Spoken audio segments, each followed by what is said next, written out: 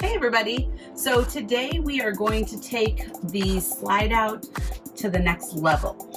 It's kind of part 2 of our slide out demolition and remodeling. Or is it part 3, I feel like. I don't know.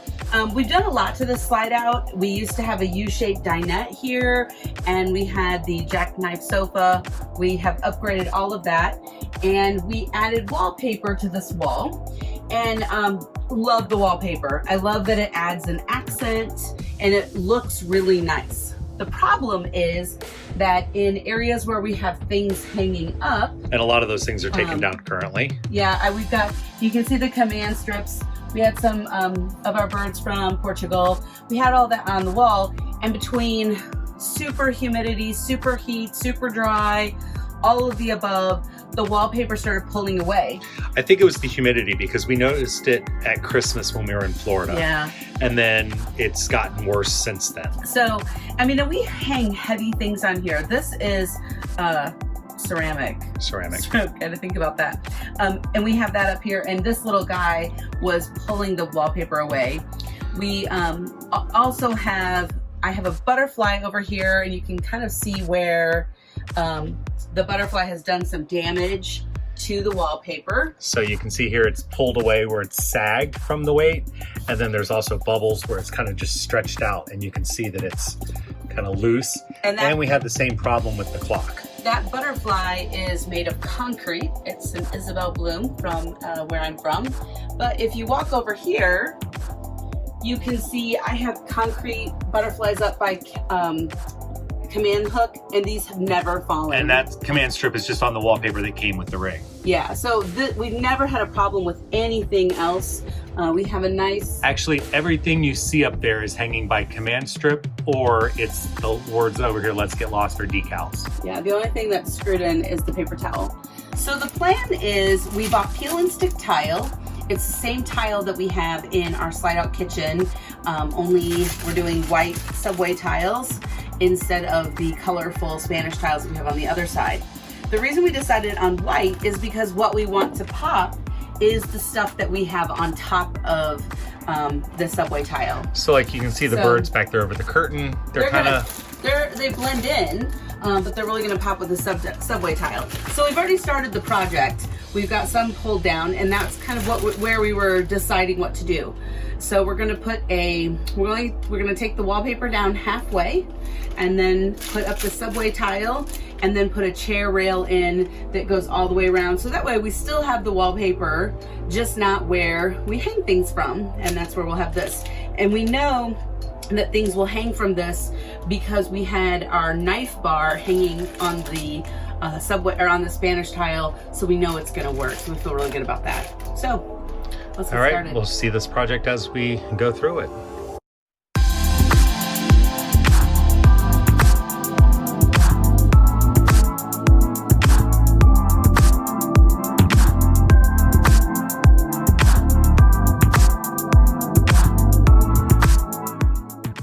All right, so we're in progress here.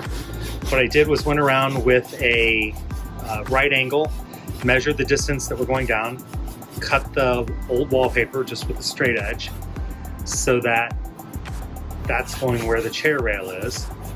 Now Michelle is going around and cleaning up the wall, prepping it off, using some TSP right there. The challenge is that trying to solve this problem once, we put adhesive glue on the wallpaper, and so it's really smooth except for the places where I may have had a heavy hand of glue. She used some spray adhesive, just try to get the wallpaper to hold back up. That didn't work. So now we're just prepping the wall with that TSP to make sure that everything has a good clean surface, and then we'll let it dry for an hour or two while we go to the pool, and then we'll be ready to start putting up tiles. First cut of the tile. Ooh, he contemplates.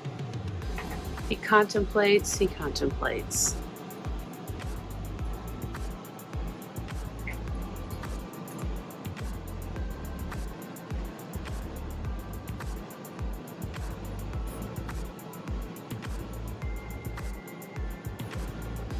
While he contemplates, Pepe lays right above him, supervising.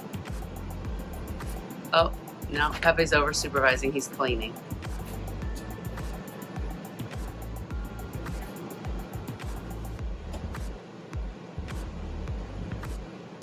Here goes nothing, Brian Coleman.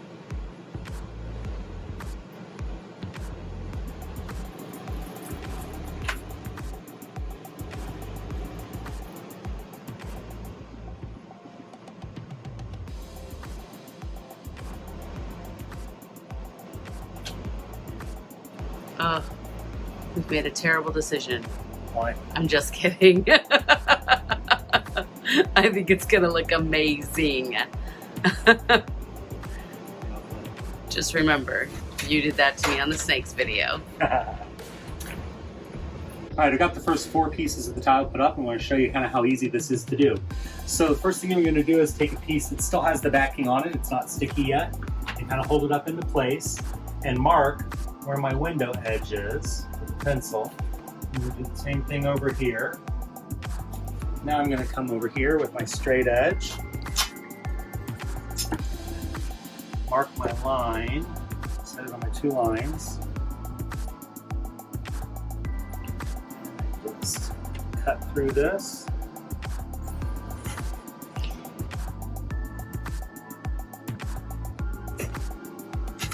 And notice he's on a cutting board, not on my table. And I'm on a cutting board. So in half. This side. Saving all these little pieces because I know I'm going to end up with some weird spots around windows where I might need extra pieces here and there. Now I just have to peel the backing off of this.